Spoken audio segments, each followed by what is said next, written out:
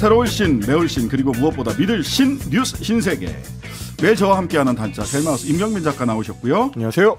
매주 수요일에는 이분과 함께합니다. 정치 전문 장윤선 기자 나오셨습니다. 안녕하세요. 네, 안녕하세요. 네, 자 간단히 체크만 하고 가겠습니다. 90만 8천 명 구독자 네, 쭉쭉 늘고 있습니다. 봄 소풍 가능합니다. 100만.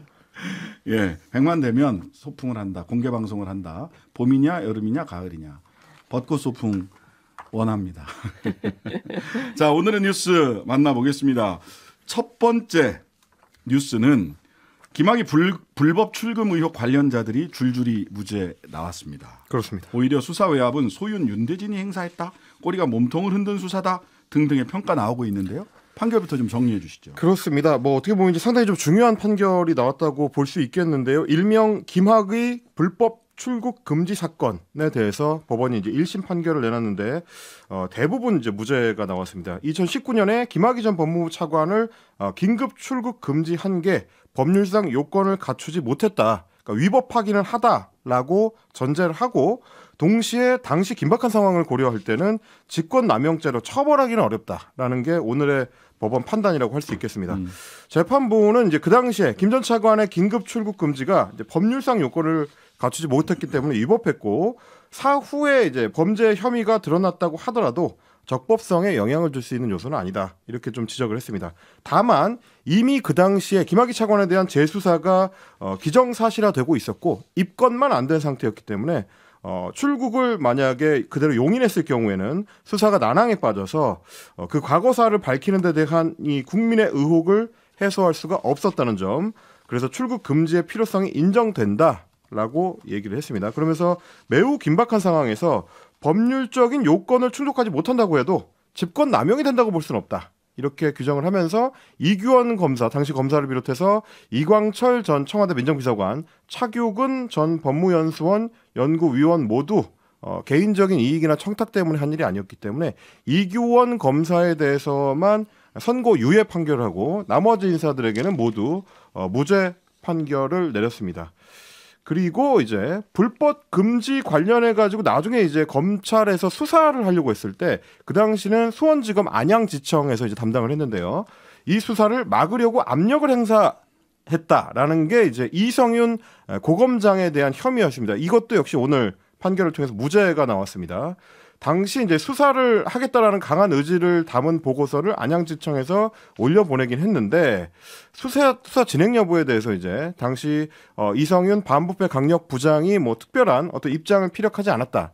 이게 좀 찜찜하긴 하지만 그렇다고 해서 특별히 또 어떤 그 외압을 행사했다고 단정하기 어렵다. 이렇게 또 이제 판단을 했고요. 대신에 오히려 윤석열 대통령 최측근으로 꼽히는 이른바 소윤 윤대진 당시 검찰국장의 역할에 대해서는 법원이 오늘 굉장히 좀 강조를 했습니다. 뭐 직접 읽어드리자면 이렇게 얘기를 했습니다.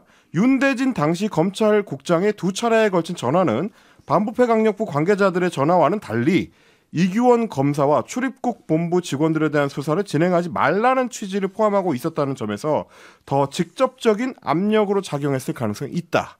그러니까 제가 보기에는 이 판결문을 요약한 내용을 좀 봤는데 범죄 혐의가 더 짙은 윤대진은 왜 기소하지 않았느냐라는 힐난성의 내용이 아닌가, 뭐 이렇게 좀 볼 수도 있는 대목이었습니다. 이게 이제 이 사건이 되게 복잡하니까 이제 법률가로서 두 단계로 딱 구분을 해주면 첫 번째 단계는 김학의 출금을 막았던 출국하는 것을 막은 것, 이 자체에 어떤 위법이 있었느냐가 첫 번째 단계고요. 두 번째 단계는 안양지청에서 수원지검 안양지청에서 야 이거 출국을 막은 거에 문제 있는 거 아니야 하고 수사를 시작을 했는데 이거를 이성윤 당시 대검 반부패 부장이 수사를 막았다. 무마했다. 그러니까 출국 금지 그 자체에 위법이 있었느냐. 그다음에 출국 금지에 대한 수사를 하는 걸 막았던 것에 또 위법이 있었느냐. 이 두 단계로 나뉘어져 있다라는 것을 염두에 두시면 될 것 같고요. 이런 판결이 나온 핵심은 뭐가 있냐면 그때 어떤 프레임이 있었냐면 당시 김학의는 피의자가 아니다. 즉 사건 번호를 부여받은 피의자가 아닌 민간인을 사찰하고 민간인을 갑자기 출국 금지를 시켰다. 이 논리였어요. 그렇죠. 그렇죠. 근데 저는 이거를 보고 그때도 좀 말씀을 드렸는데 대법원에요. 피의자 실질설과 피의자 형식설에 대한 판단이 있는 판례가 이미 진즉에 있었습니다. 피의자 형식설은 뭐냐면 사건 번호가 부여됐을 때 피의자다. 이게 형식적인 형식설이고요. 그다음에 실질설은 이미 내사를 받고 있고 피의자로 곧 사건 번호를 부여받을 수 있는 실질적 피의자 실질설입니다. 따라서 피의자 실질설에 따라서 출입국 관리를 했던 판례가 이미 있어요. 그런 판례가 명백함에도 불구하고 그때 모든 언론과 검찰에 돌리는 민간인을 사찰하고 민간인을 아직 피의자가 아닌 민간인을 잡아뒀다. 출국 금지시켰다라는 거였거든요. 몇 차례 방송에서 제가 대법원에서는 이렇게 이미 판단을 했다라고 얘기를 하는데도 이렇게 몰아가더라고요. 당시 수사 논리에 대해서는 우리 국민들이 다 납득을 하지 못하는 측면이 많았잖아요. 그러면 김학의가 그대로 외국으로 출국하도록 내버려뒀어야 되느냐라는 게 대체적인 국민 여론이었던 걸로 기억하거든요.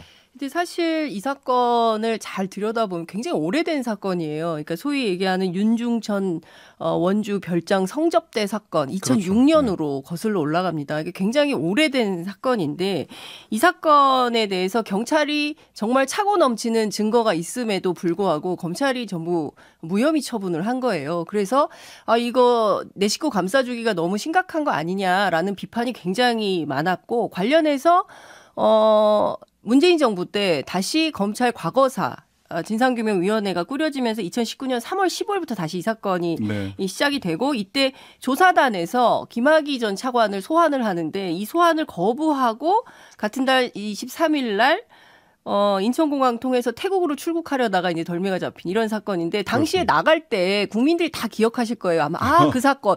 왜냐하면 본인하고 비슷한 사람을 하나 앞에 앞세우고 뒀어요. 자기는 이제 뭐 선글라스 모자 목도리 막 칭칭 감고 가다가 덜미가 잡힌 사건이거든요. 아니 문제 없으면 피의자도 아니고 본인이 무죄를 입증할 수 있으면 뭐하러 그런 식으로 야밤에 심야에 그렇게 출국을 하느냐 너무 이상하다. 물론 이 김학의 전 차관의 도덕성 뭐 이런 사건들은 별건으로 하더라도 이 사람을 그 출국 금지하는 과정에서의 정당성, 절차적 정당성을 지켰냐. 이 절차적 정당성을 지키지 않았기 때문에 이것은 위법하다. 앞서 말씀하신 대로 피의자도 아닌 민간인을 실제로 그 형사사건 번호도 제대로 근거로 제시하지 않으면서 이 한 사건은 상당히 문제가 심각하다. 오히려 뭐 개인정보보호법도 위반이다. 뭐 등등의 논란이 있었지만 법원에서는 그렇게 본 게 아닌 것이죠. 그리고 저는 사실 검찰이 결심 공판 때 한 얘기가 굉장히 좀 의미심장하다라는 생각이 드는데요. 여론몰이로 악마화된 비리 공무원을 감시하다가 법적 절차를 무시한 채 출국을 막은 사건이다. 개인을 상대로 국가 공권력은 그 어떤 경우에라도 법적 절차를 준수해야 된다. 여론몰이로 악마화된 비리 공무원 맞습니까? 저는 이 점에 대해서 국민들이 동의할 수 있을지 저는 이것에 대해서는 많은 좀 비판 뭐 이런 성찰 이런 게 필요하지 않나 싶습니다. 또 거짓말하는 건데요. 네. 범죄가 확인된 것도 아니고 수사 중이지도 않았지만 이렇게 얘기를 한단 말이에요. 이것도 피의자 형식설 얘기하는 거거든요. 대법원에서 피의자 형식설 출국 금지 관련해서는 피의자 형식설이 아니라고 진작에 판결을 했단 말이에요. 모르고 얘기했다면 무능한 거고요. 알면서도 그때 이야기를 마지막 그 당시에도 검찰은 똑같은 비슷한 취지로 얘기를 했거든요. 근데 이 마지막 그 구형할 때 마지막 결심 공판 때까지 그런 얘기를 했다면 무능하거나 아니면 정말 악의적인 거죠.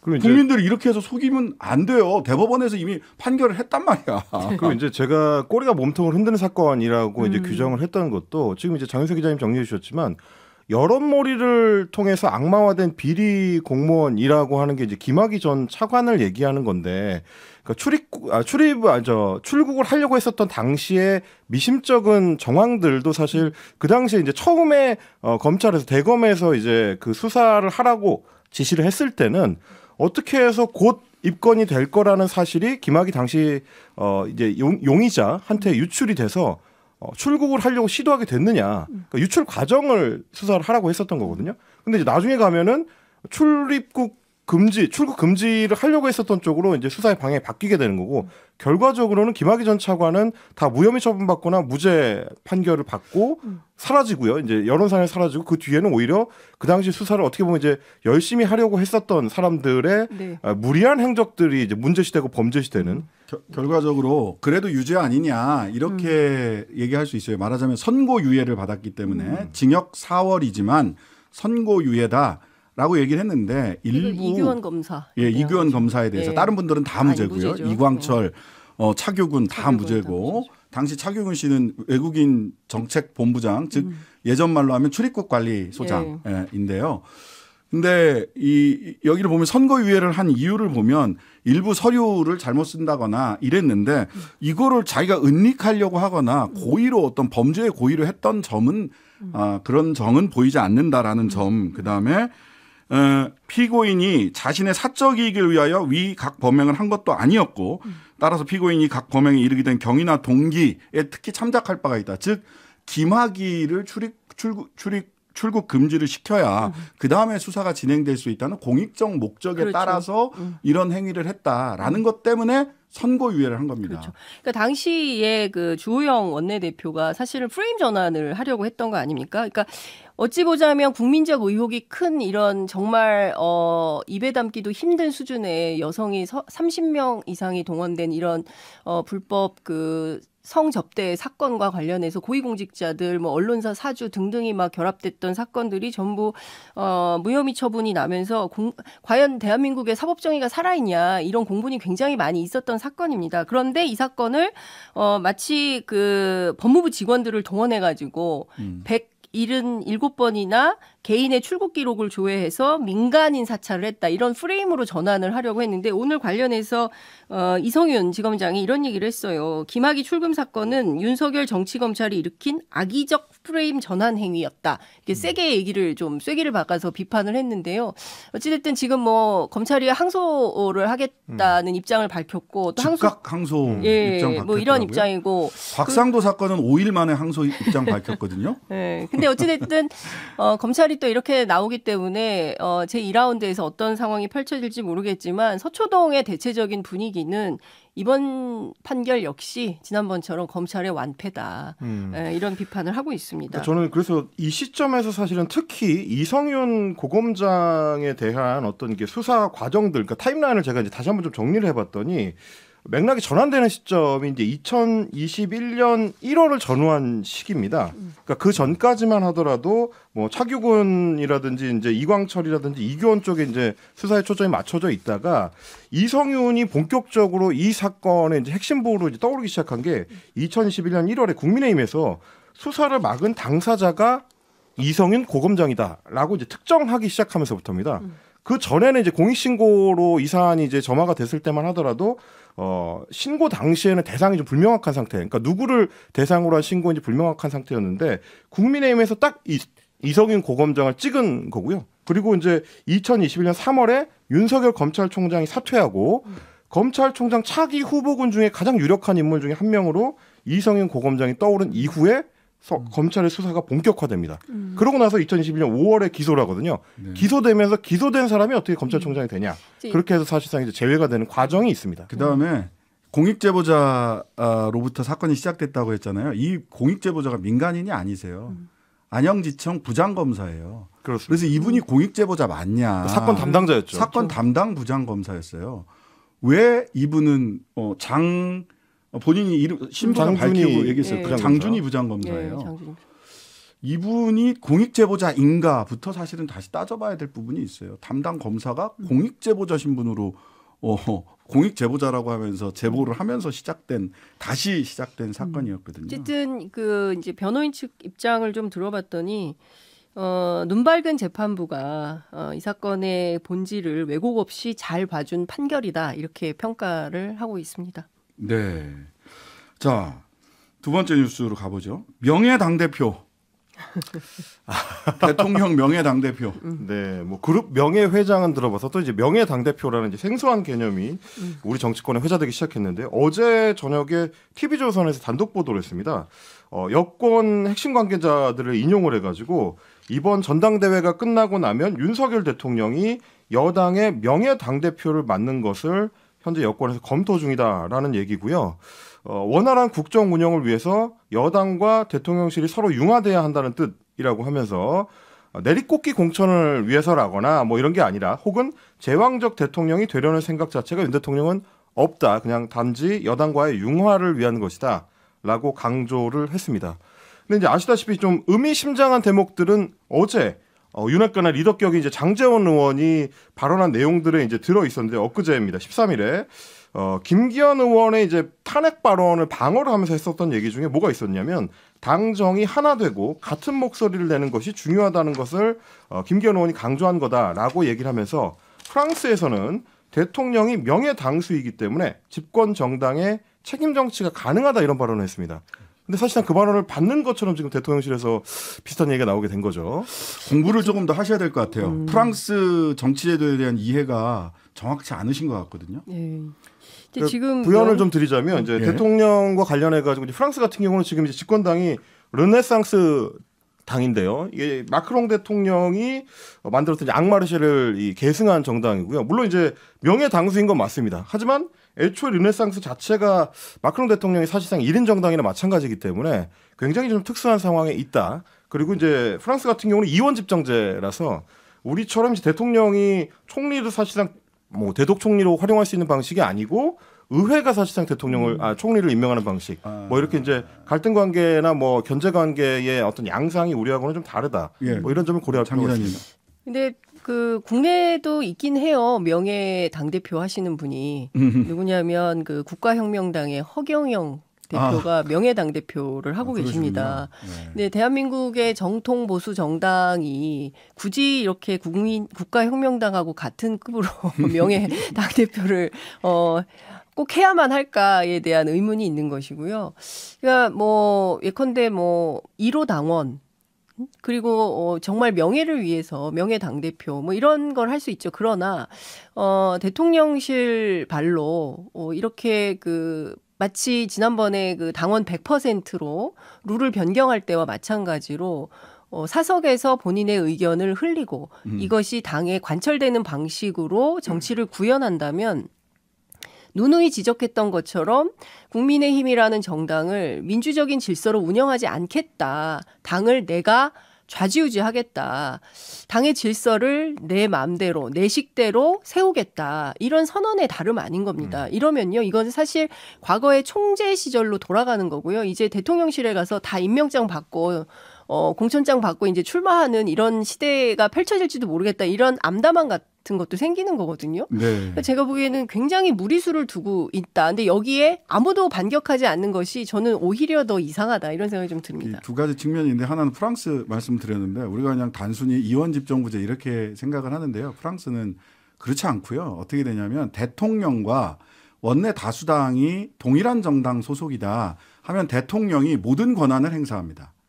그런데 대통령과 원내 다수당이 서로 다른 정당이다. 그러면 대통령이 외교, 국방만 하고 나머지 모든 정부를 수상이 원내 다수당의 대표가 행사하는 겁니다. 그러니까 프랑스를 갖고 와서 명예 당대표 얘기를 하는 건 프랑스 정치 제도에 대한 이해가 1도 없으신 분들이 하는 얘기예요.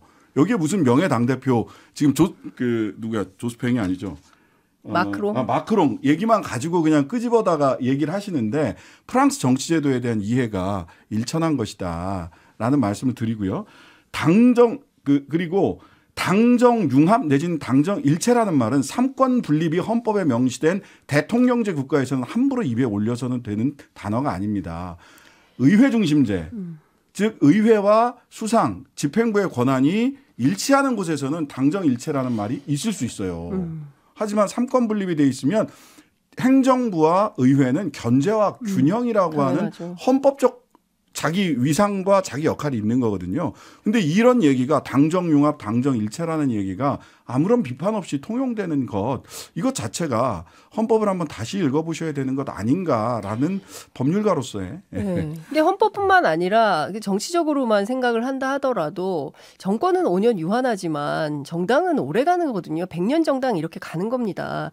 그런데 사실 굉장히 오랫동안 대한민국에서 정통 보수 정당임을 정권을 스스로 확약하는 정당에서 정당 스스로의 자신들의 질서를 허무는 방식의 얘기를 계속하는 거고, 물론 이런 건 가능해요. 당정청, 당정대 해서 정책 협의하고 당정 간에 논의하고 융합적 뭐 질서를 만드는 건 뭐 좋다고 생각합니다. 그런데 당의 내부의 질서와 관련된 뭐 공천의 문제라든가 당의 운영의 문제라든가 당의 조직의 문제라든가 이걸 대통령이 관여하면 안 되는 거죠. 이거는 아주 기본적인 상식에 해당하는 건데 그 상식을 허무는 것은 그야말로 윤석열 대통령이 그토록 주창했던 공정과 상식에 어긋나는 그런 행태다. 비판 안 할 수가 없습니다. 일단 오늘 대통령실에서는 이제 대통령실 관계자 발로 경향신문에 얘기한 게 당대표 명예당 대표 검토 보도 사실이 아니다라고 하면서도 대통령실과 당은 혼연일체가 돼야 된다. 책임 정치 차원에서 대통령과 여당이 네, 신장식의 뉴스 아이킥 지금은 헬마우스 임경민 작가 장윤선 기자와 함께 뉴스 신세계 진행하고 있습니다. 우리 헬마 뒤에 제가 조금 잘려가지고 추가로 좀 대통령실의 해명. 대통령실에서는 어쨌든 명예당 대표 검토 보도는 사실이 아니다라고 선을 그으면서도 당정 일체론에는 이제 동조하는 모습이었습니다. 그래서 책임 정치 차원에서 대통령과 여당이 함께하는 것은 상사 이렇게 얘기를 했고요. 뭐 그 말을 받아서 이제 친윤계 이철규 의원 같은 경우도 누가 말했는지 몰라도 명예당 대표 가능한 얘기다. 그러면서 당정 분리론이라는 게 잘못된 것 같다 또 이렇게 얘기를 했고요. 그러니까 이제 당정 일체론에 이제 힘을 실는 모습인데 다만 뭐 당 내에서도 조금씩 의견이 엇갈립니다. 주호영 원내대표 같은 경우는 당정 관계가 긴장 관계만 유지해서는 문제가 생길 수 있고 너무 일치가 되면 건강한 비판이 없어질 수 있다. 중도가 필요하다 이렇게 얘기를 했고요. 김기현 후보 같은 경우도 명예당 대표가 당헌상 가능하긴 하지만 여당과 충분한 협의가 있었던 건 아니다. 그러면서 굳이 직책으로 논란을 벌일 필요는 없다. 그러면서 당정은 부부관계 같은 운명 공동체다. 다시 한번 강조했습니다. 네, 문재인 대통령 시절도 그렇고요. 이전에 당정청 협의 매주 일요일 날 했단 말이에요. 근데 그것도 선거 앞두고는 중단했습니다. 대통령이 당에 직접적으로 관여하거나 이게 선거운동의 소지가 있는 거 아니냐라고 해서 당정청 협의를 평상시에 하던 것도 중단하거든요. 그런데 아예 명예대표를 하시면 일상적으로 뭐 당무 보고 받으실 건가? 저는 그거를 책임 정치라고 말하는 게 넌센스인 거죠. 어떻게 책임 정치라는 게 어떤 것인지를 정확하게 이해하고 하시는 발언인지 의문스러운 상황입니다. 네. 뭐 정치학에서 책임 정치란 뭐 쭉 말씀드릴 수도 있겠으나 뭐 리스판시브니스와 리스판서빌러티가 있고 뭐 이렇게 쫙 나누거든요. 근데 제가 아는 한 정치학에서 명예당대표가 돼서 책임 정치를 한다라는 이야기는 제가 정치학 교과서에서 잘 들어본 기억이 없습니다. 약간 그 신장식 변호사의 법학개론, 정치학개론 수업 듣는 것 같아요. 죄송합니다. 제가 정치학과를 나와서 변호사가 돼서 우리는 시사 프로그램이니까요. 정치학개론, 법학개론 넘어서서 다시 시사로 돌아가겠습니다. 오늘 노란봉투법이 국회 환노위 소위를 통과했습니다. 그렇습니다. 별칭으로 노란봉투법이지만 이제 원래는 노동조합 및 노동관계조정법의 2조, 3조 개정하는 법안입니다. 개정안이 오늘 국회 환노위에서 법안 소위를 통과를 했습니다. 아시다시피 이제 법안심사소위원회는 자칫하면 법안이 영원히 계류되는 이제 법안들의 무덤이 될 수도 있는데 어쨌든 더불어민주당의 수정안으로 오늘 소위를 통과를 했는데요. 총 8명으로 구성된 소위에서 과반을 점하고 있는 이제 민주당 4명이 이제 민주당이고요. 그리고 정의당이 1명 이렇게 해서 총 5명의 의원들이 이번 의결을 주도를 했습니다. 남은 3명의 국민의힘 의원들은 법안 처리에 반발하면서 반대표를 던졌고 의결 직전에는 이제 여야 간의 충돌과 고성이 오가기도 했습니다. 뭐 아시다시피 이제 노란봉투법은 간접 고용 노동자의 교섭권을 단체 교섭권을 보장하고 노조의 쟁의 행위 그러니까 이제 뭐 파업이라든지 이런 행위에 대해서 탄압을 목적으로 회사가 손해배상을 청구한다든지 가압류를 한다든지 이런 거를 이제 제한하는 그런 내용을 이제 담고 있습니다. 민주당 안에서는 뭐 몇 가지 좀 수정 사안이 있는데 노조법 2조에서 근로개혁 체결 당사자가 아니더라도 근로조건의 실질이라든지 구체적인 지배 그런 것들을 결정할 수 있는 경우에 그러니까 원청이 직접 사용자 범위에 들어간다라고 이제 포괄적으로 이 개정을 했고요. 노동쟁의의 범위와 관련해서도 노동조건의 결정이라고 되어 있던 부분을 근로조건으로 변경을 해서 헌법상의 합법적인 쟁의 행위의 범주를 넓혔다. 이렇게 민주당은 얘기하고 있습니다. 네. 어떻게 보셨어요, 장 기자님? 어찌됐든 여당에서는 반대를 하지만 민주당에서는 21일 전체 회의를 통해서 통과시킬 거다라는 입장을 좀 밝히고 있습니다. 2보 전진을 했으면 좋았을 텐데 1보 후퇴한 것이다. 예컨대